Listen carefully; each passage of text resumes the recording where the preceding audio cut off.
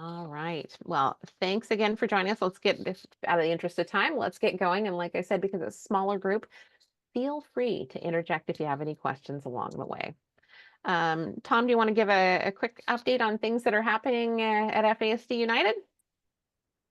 Well, I'll just say how do you do to everyone. Hope everyone's having a good summer, and I hope that we see you. I look forward to seeing you in September for Impact Week. That's probably in addition to the update that Jen and Susan will give today are the major highlights of what's happening. And I think also you might have noted that just this week the call for abstracts for the 2025 International Conference in Seattle in March was released. So that's come out. Take a look at that when you have time. We want to get you know we don't want people to once they see the agenda think, oh, is there a slot for me? I mean, this is the time. This is the time to come up with the ideas and what information that you have and your expertise and you think it ought to be conveyed to others. Put that into the abstract and send that in. So the policy, always imperative policy efforts to really get this field moving, and our time together in Impact Week are the big highlights, and you'll hear a lot more about that from Jen. So I'll go back to you. All right. Another quick resource that's available, anything and everything you might need to celebrate FASD Awareness Month is available on the website. It's under our FASD Awareness Month tile. You need social media, you need press releases, you need flyers, you need whatever you need to support what you or your organization is doing for FASD Awareness Month. It is all right there. And if you see something that, or if you notice that there's a gaping hole where there's something that should be created, let us know. Let's create it. Let's make sure it's added to there. Tom mentioned the call for abstracts for the research conference. Just of note, this one does not have an adolescent and adult track. That happens every other year. So parents and caregivers and people with FASD are always welcome to attend. However, there will not be the separate break-off session for the adolescents and adults with FASD. That's not done at this conference. It's done every other year. Impact Week, like Tom mentioned, we've got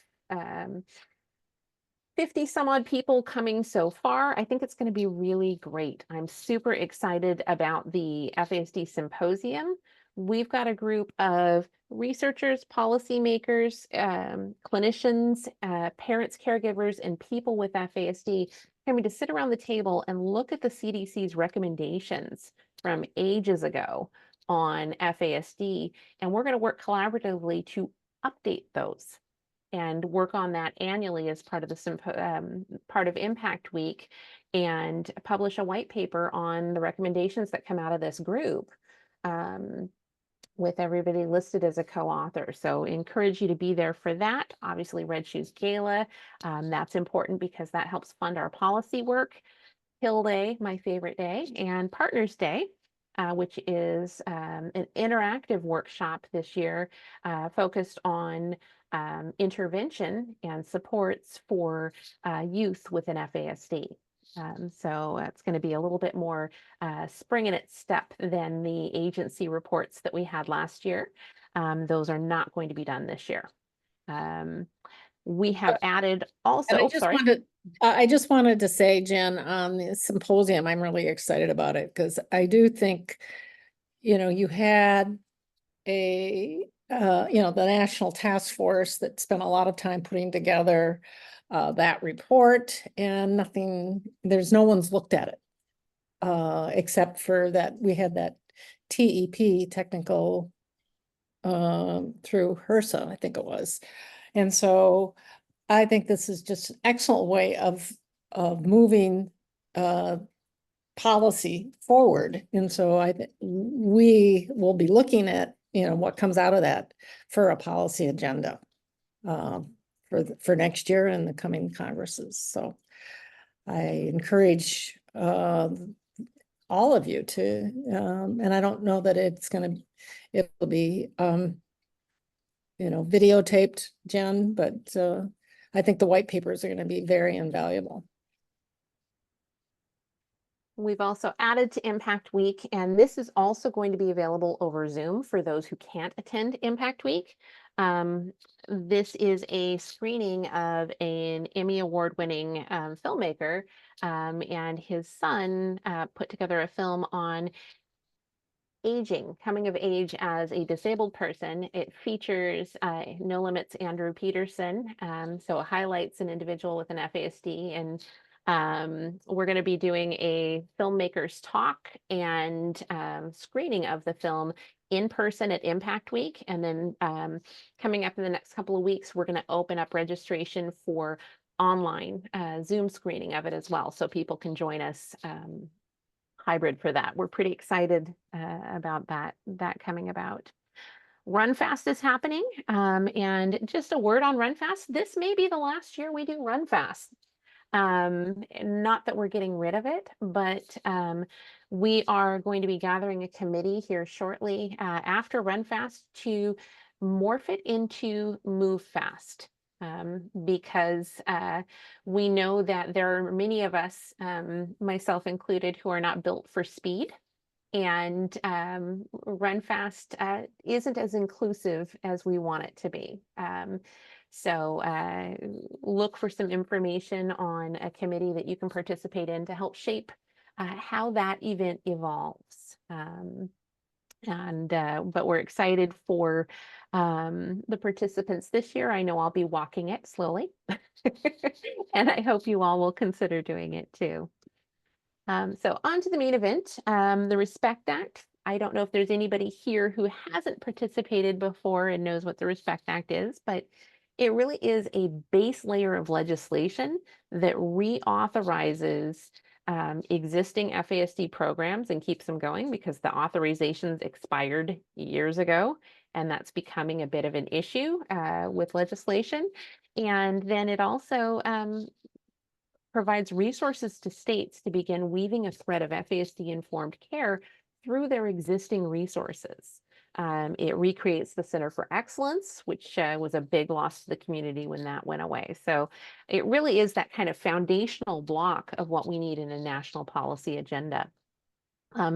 We know that we are waiting patiently on the floor, or impatiently in my case, for the Support Reauthorization Act, which the FASD Respect Act has been bundled inside of, to be voted on in the Senate and passed through the Senate.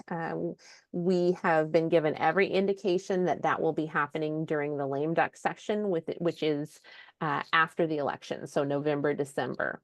And you're going to hear a theme throughout today and throughout the next the coming months. There are a lot of things that are being pushed into the lame duck, the Support Reauthorization Act included. And there is going to be a lot of noise and chatter and priorities or causes juggling for priority during the lame duck. So it's going to be really important now more so than ever that our voices are heard loudly. So that means Hill Day work is incredibly important this year, not that it isn't every year.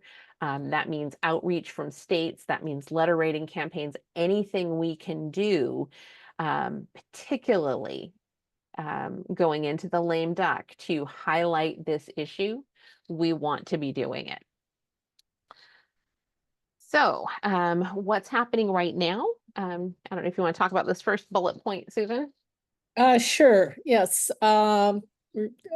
We got information from Senator Murkowski's and Klobuchar's office that Senator Murkowski was going to offer an amendment to the NDAA, and those that have been following this closely over the years knows that this has happened before. The NDAA is the National Defense Authorization Act, which is the policy piece for the defense, and I don't think it's never, I think it's always passed. And so, and we thought we'd have a good shot of getting it in as an amendment, because last time we were told because it hadn't passed out of help that they wouldn't consider it. Well, it's passed out of help And so we thought, Senator Murkowski especially thought it would clear that hurdle. Unfortunately, what the message we got back is the health minority wants it to go through the general process of with the Support Reauthorization Act. So the NDA, that was going to be done this week. I don't know whether they are the Senate's the only game in town right now in DC. The House left. And we weren't the only amendment that this happened to. Other reauthorizations didn't clear for that same reason. So we shouldn't take it personally. I know a lot of times we want to, but we shouldn't. So, but I think what I like about this is that our champions are always thinking of this issue and willing to go out and do these things for us. And so I think that's extremely positive. We didn't request it. Senator Murkowski went through that process. So if you feel up to, just send a note, to Senator Murkowski to thank her. Or she's going to be invited to the gala. I hope she can come. Because she and Klobuchar have been invited to be our co-hosts, honorary co-hosts for the gala. But our champions have been wonderful, and we need to make sure that they know that they're appreciated. A Jen. big thing on that too, though, is we never want to say that you know, who you should contact and when you should contact them. These are your legislators. You're welcome to contact them whenever you want. One thing that's really helpful, though, is that if you are contacting particularly our champions or doing things in DC that relate to FASD, that you just let us know. You give us a heads up. Because then we can coordinate and we make sure that we're responding appropriately. So preparations continue for Hill Day. We're booking meetings galore on Hill Day. I hope everybody is wearing good red walking shoes for Hill Day, because we will be all over the Hill. We'll have the t-shirt design coming out here soon, so you can plan your wardrobe accordingly. Because I know I was just going to ask if you've chosen the color yet. You could... So we'll announce that by the next meeting, so everybody can pack and know what pants to wear with the shirt.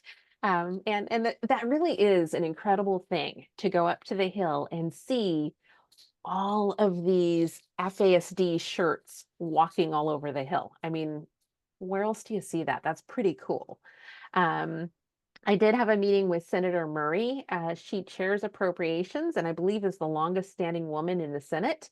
And to pave the way for passage of the Respect Act, because we're going to need to get appropriations through to fund the Respect Act after we get it authorized. So she has a new health LA and we are making inroads there. Additionally, her defense fellow is likely going to join us for the DoD Day during Impact Week. So excited about that. What else is going on? We've got a number of things that are happening that either relate to the bill or just relate to the cause in general. Starting out with appropriations. So we have been wanting to get phase 3 of the Department of Defense project funded, because that's going to help reduce the number of codes that are used to diagnose FASD and create some clarity in the field, because the military healthcare system will create a hub and spoke model that can be replicated, that is billed through TRICARE, so the insurance company's in on it, right? And then a pathway of care would also be created through that, so that we're tying in actual clinical practice with medical billing. And because that's a barrier right now to diagnosis. There's all kinds of methodologies for diagnosing. There's all kinds of different codes. There's no clear path in the field, and this would help create that. They're tasked with creating clinical guidelines. unfortunately, like Susan said, the House left early. And this is along the theme of things aren't going to move until the lame duck. DoD appropriations probably aren't going to move until the lame duck. Yeah, but it's in the House bill, and we talked about that last month. So the 5 million is in the House bill, which what didn't happen the last Congress. And so we had a hiccup of 1 year where there wasn't funding for the DoD. So it looks really promising when we come back to do appropriations. And just of note, if you're wondering, why do you care about the DoD? The DoD is tasked with anything that's created in their military healthcare system. They also have to make it applicable to civilians, right? So this would help in the civilian space as well. Department of Veterans Affairs. This is another thing that's going to be coming up that's going to be big. They had a $15 billion budget shortfall. That's a billion. Mhm. Which came, yeah, and it came up just kind of very recent, and that's took, as you can see, it took the appropriators in the House and Senate kind of, they were thrown for a loop. So they may have to deal with that in September before they recess for, election before, in October, before they recess for the election. Running for. We bring this up because this is some of the noise we're going to have to cut through, right? When we talk about why, this is such a huge thing, 1 in 20, it's huge. People need to know about this. Why don't they know about this? These are some of the things that we have the noise, and not that it's noise. Our veterans are incredibly important and we need them to be taken care of. But when there's contentious things or things that are distracting the House and Senate from, the emerging things come up, they got to deal with that first. And so we just thought we'd give you a heads up on that piece, because that's going to be a lot of buzz around that. And rightfully so. Our veterans need to be taken care of. So I want to give a big thank you and round of applause to everybody who participated last month. We were looking at the Surgeon General's advisory on alcohol use during pregnancy, and because we want to get that updated. Some of the language is old, it's stigmatizing. There's been research that's come out since then that is important and has kind of changed things. And so that language did get finalized, including the feedback from the last policy forum. It was sent out to our Senate champions. What we were doing for them, and this is just kind of a good policy lesson, you want to make it easy for the legislators. And so we drafted something for them to write. So we're not writing it. They're not taking, well, FASD United says this. We drafted the language for them to use to say, Senator Murkowski, Senator Klobuchar say this, right? So it may get changed in the translation, but we think we drafted something really solid. And after we get feedback from the champions, we'll go ahead and publish that so you can take a look at it and see what was landed on. And again, they may change it beyond what we say, and that is their prerogative as legislators. But we'll see what comes back. Well, and we also gave them the rationale, and I think that's what's important, because they could come, the agencies or the Surgeon General could say, well, we've given this message twice. Why do we need to do it a third time? And, the answer is simple. I mean, a lot has happened. And we've learned a lot since the last one, and the problem hasn't gotten any better. Plus, the messaging is stigmatizing, and which is preventing the whole field from moving forward. And we need to deal with that head on. So if that message can deal with that whole stigmatization, plus, giving the new information in a non-stigmatizing way, I think it's going to be very helpful. So we provided that rationale for why to do it.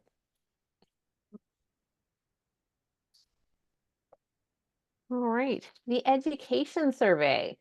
Thank you to everybody who participated in the education survey. Thank you to those of you that participated in the creation of the survey.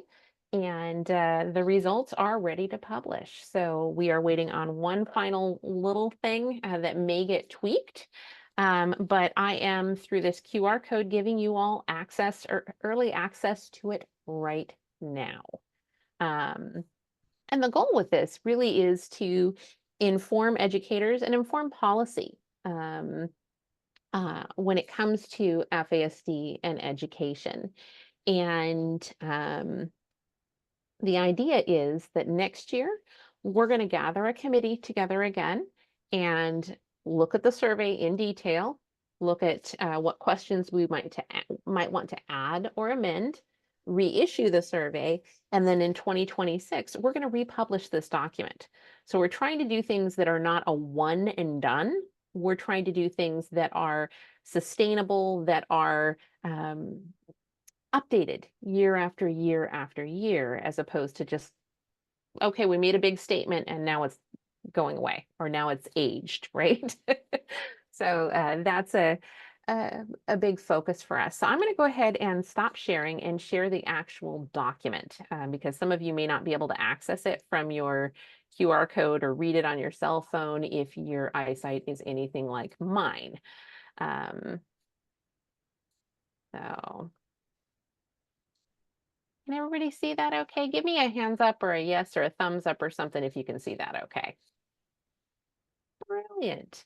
And here's the part where you take off your microphones and you unmute your microphones and ask questions.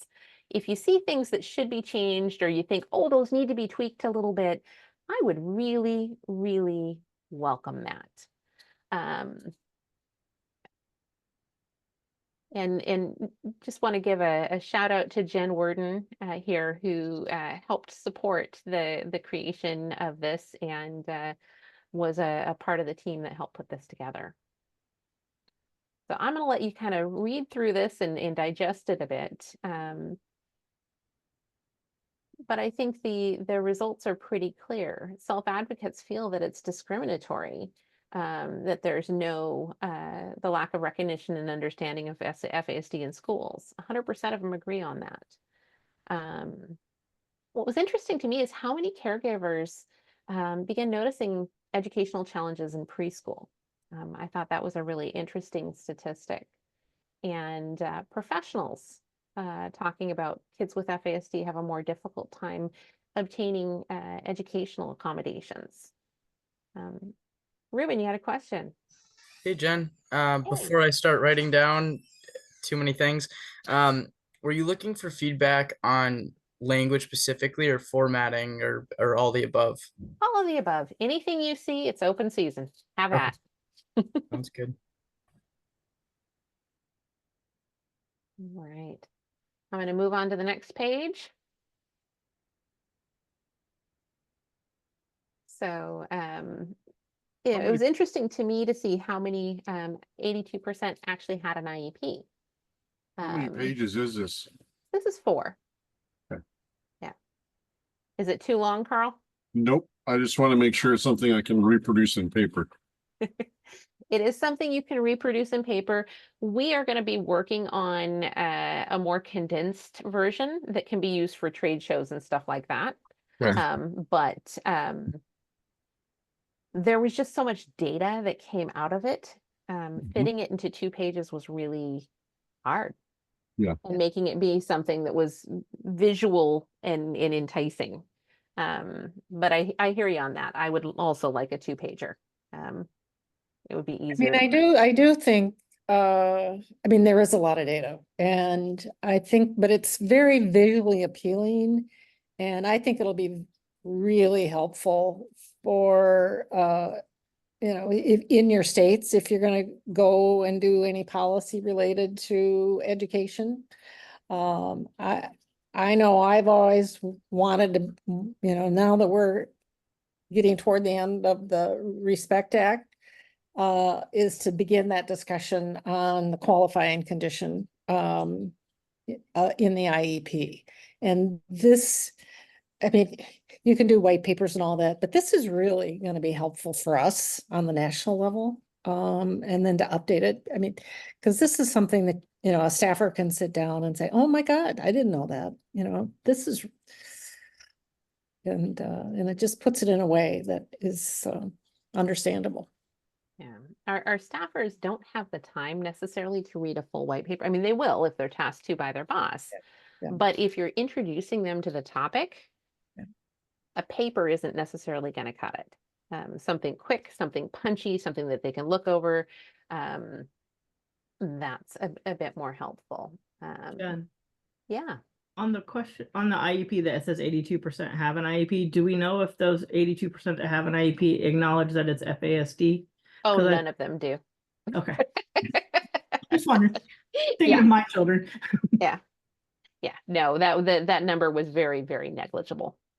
In our state, FASD isn't even part of the IEP. It's under other. That's most It's states. That's Yeah, most. there's I believe 3 or 4 states that do have some sort of category other than other, but it's incredibly rare, Joel. So that calls for the need for federal policy. The next page, and this one was interesting to me. 80% in 2024 compared to 61% in 2018.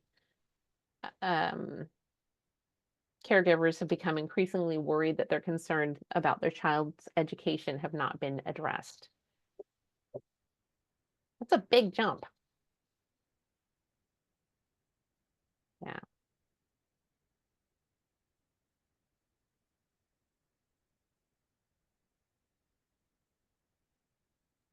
Is adaptive life skills included anywhere in this document, or do we just focus on education aspects?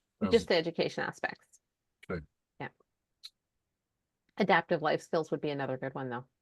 I think I sent you an email about adaptive life skills, something Joel and I came up with this morning. Excellent.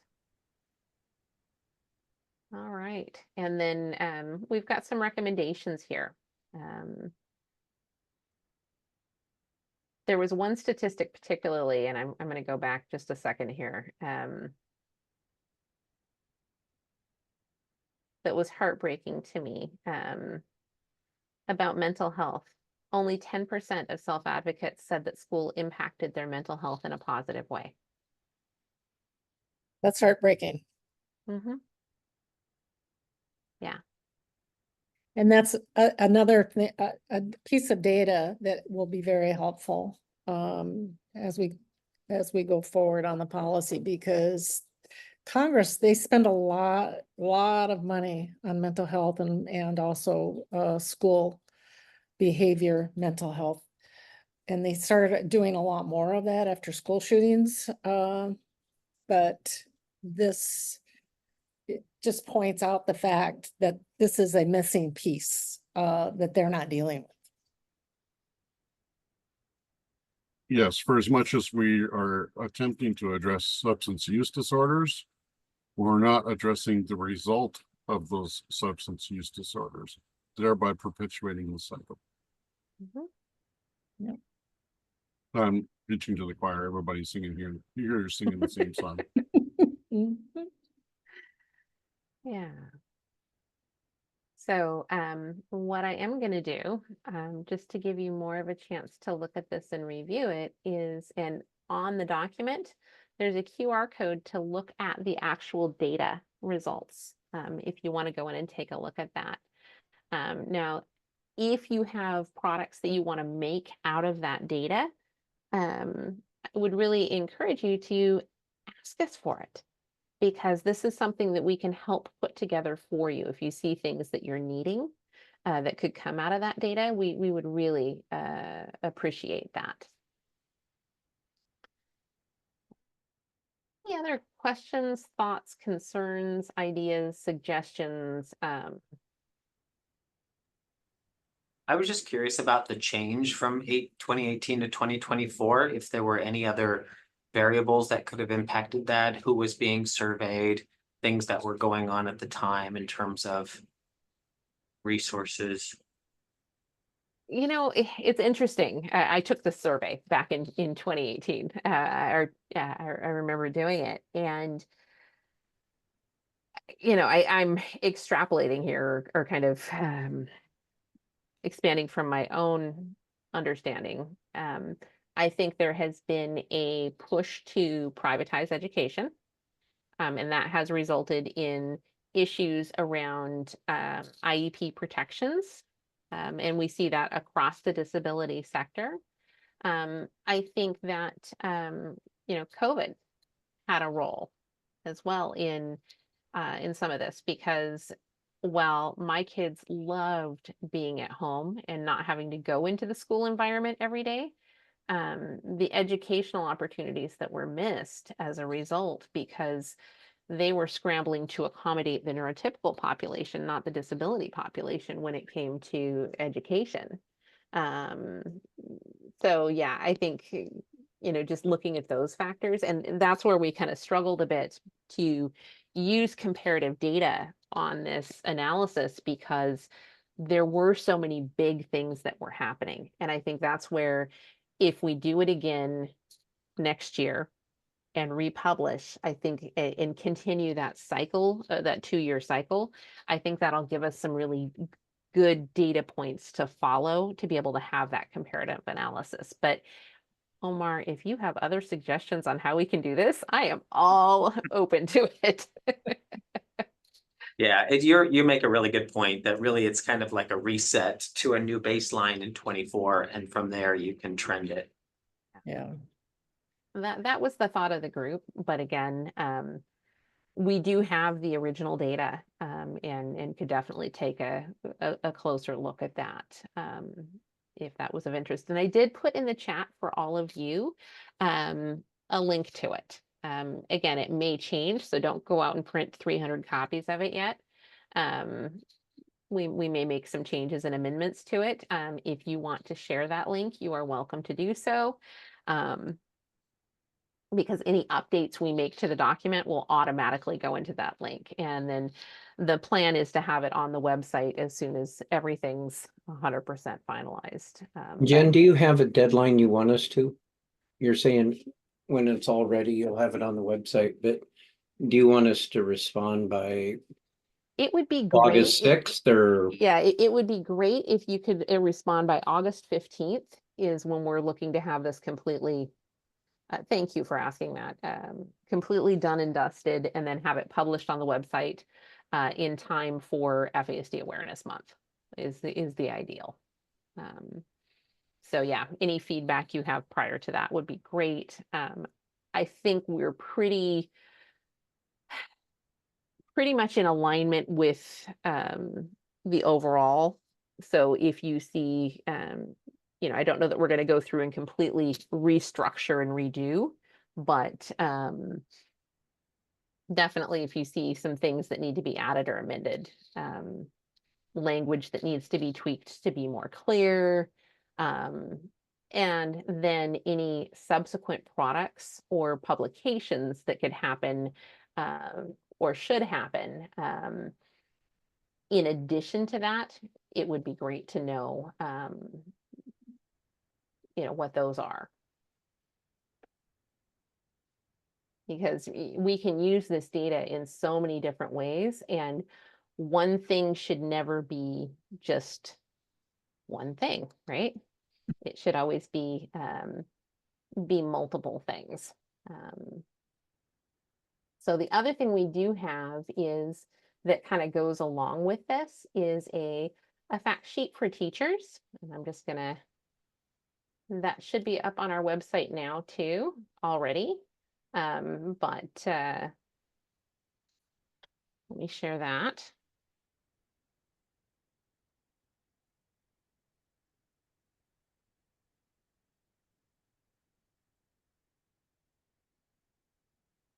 This is what the education systems should know. So this is more one to share with educators, teachers, you know, frontline, but it's an additional product that does deal with the adaptive function. Again, it's just kind of a brief overview, but these are, two-sided document that you could print out and use to support outreach in that way.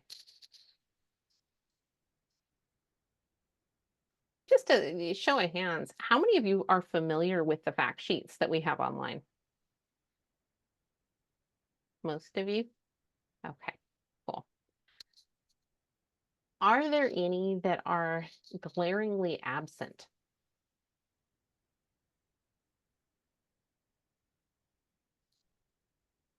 Well, and I do want to say we had a discussion with Kay Kelly. Jen and I did with Kay and her husband Eric, and as many of you know, they've been really active on the justice side.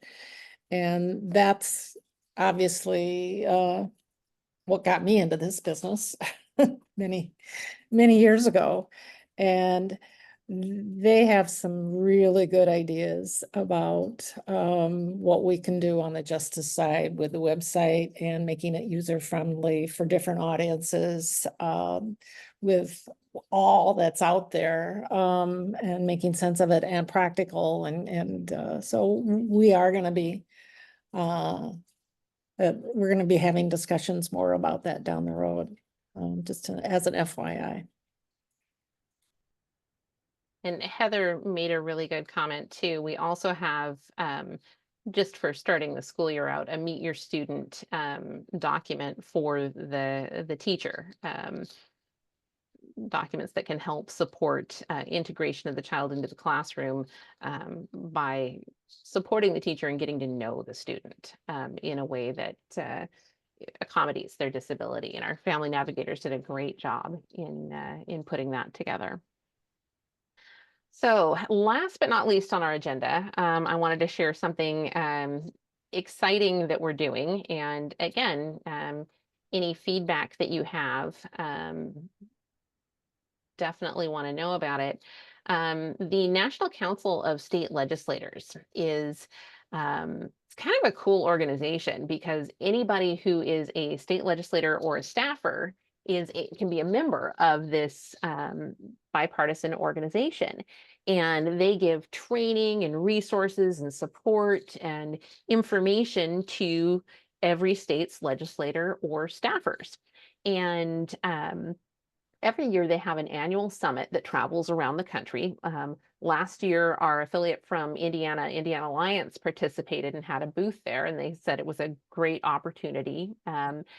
And we got to thinking about this as FASD United. It would make sense for us to have a presence there every year from a policy perspective. So through our affiliate network, we are funding for our, we'll get the booth if the affiliate can attend to man the booth or person the booth, as it were, and we'll provide materials to hand out to all these state staffers and state legislators who attend. So this year, and this is the largest meeting for state legislators and staff anywhere in the country. So this year, Chris Trout from the Papillon Center is attending in Kentucky. In Louisville and next week, and we're providing all these documents that we've been showing you as resources for her to hand out to the people that come by the booth. We've got a big seat at the table pop-up banner, give FASD a seat at the table, and she also has little mini cell phone holder chairs with the FASD United logo on them to remind people to give FASD a seat at the table as a giveaway. Next year, the conference will be held in Illinois, and we'll be working with our affiliate in Illinois to populate that table there. So it's just kind of a continuous cycle again. We're trying to get into a routine of how often and where we're touching the legislators to make sure that we're making FASD a priority. Any questions on any of that or any other additional thoughts? I always love this group for the inspiration that you give us in guiding our work. Yeah, I just want to add, Jen, when I used to work for the Minnesota legislature in my youth, And I actually attended quite a few of these as a staffer. And you're right, it's a good opportunity to bring issues to staff and legislators that they may not hear otherwise. And so I think this is a really good idea and an opportunity. And I hope that, you know, the affiliates, you know, will, it'll help them in their states as well. So great idea. Thank you. Well, and Melissa had a great idea down in the chat too. And thank you, Heather, for sharing the information on the Meet Your Student document. Melissa mentioned that we should have a fact sheet in regards to addiction and recovery from substance use disorders. So I think that's a great idea. I will take that to the team. Thank you.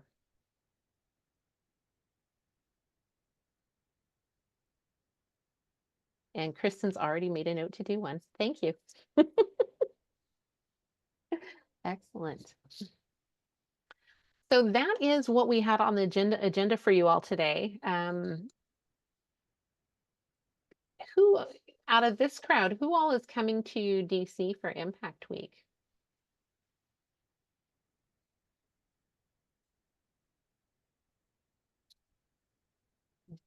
I see Ruben, I see Julia, I see Carl, I see Omar.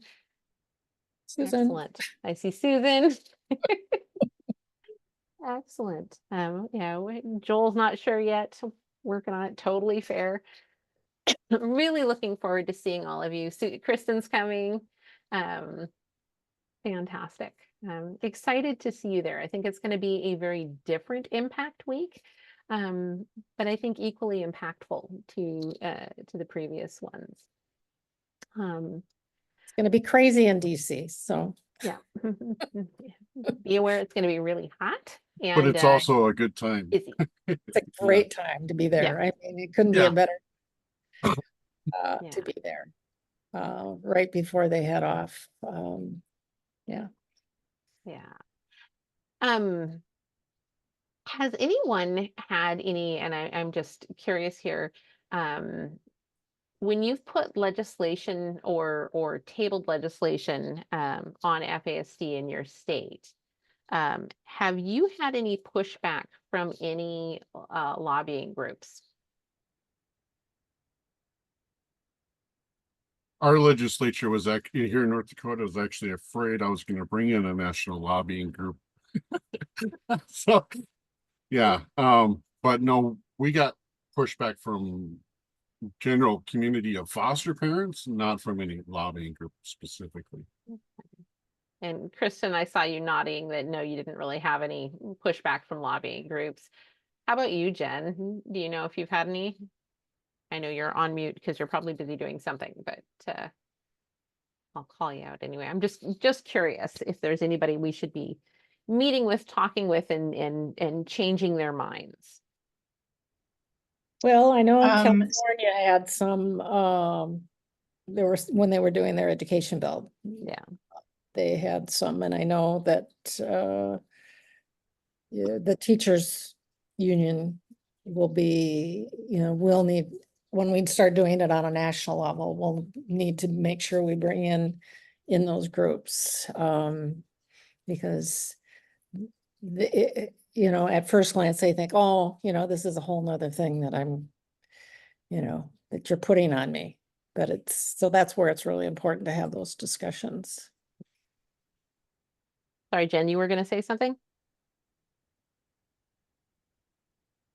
Years tried putting through the state legislature was to have FASD as a qualifying diagnosis for the Agency for Persons with Disabilities. And there was a huge fiscal note attached to it. And then the legwork that needed to happen afterwards, we weren't quite in a place to be able to follow through with that. But that's all we've done. But it was huge of no box. Well, I do know Colorado had some pushback on their bill that, well, it actually wasn't their bill. It was a bill that created a wasn't a tax on alcohol, but it was more of a fee going similar to what has been done with the marijuana. And it was an increase on that.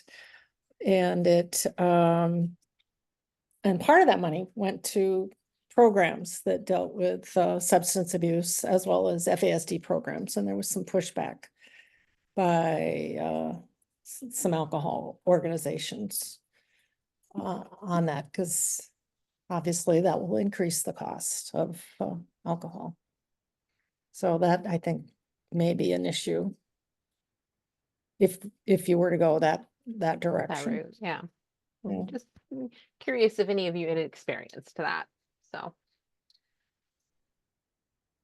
Excellent. Well, we are all a very quiet bunch. I just want to assure you that your quietness now is really great because it's resting you up for the road ahead, right? We have got to get this legislation passed this year, and we're going to need a big burst of energy right at the end to come out swinging on this.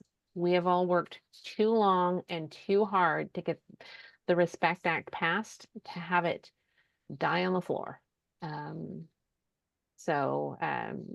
Just Yeah, Jen was just saying I needed to spend December in Washington, DC. I wouldn't mind that. My wife might complain, but I sure wouldn't mind it. We could, do like an Airbnb and rent a big condo or something and have a bunch of us get together and share the we could call cost. it FASD House. Yes, there you go. There you go. It'd be like the Olympics. Yes, Maybe we could just rent a big, huge house and have you all come out, and we could just, yeah, spend days at the Capitol with our shirts. And so yes. Run a shuttle bus from the house to the Congress. Yeah, yeah, sometimes you have to be creative. yes. You don't want to give me ideas, but No, that's a no. really good idea. Fantastic. Well, rather than keep you all here, I want to be respectful of your time. We've come to the end of what we had prepared. If there's any questions, happy to answer them. Any topics of conversation, happy to chat about them. But otherwise, feel free to move about the country and do your great work. Thank you all for Yeah, coming. thank you for joining us. Thank you. Live long and prosper. Nanu, nanu.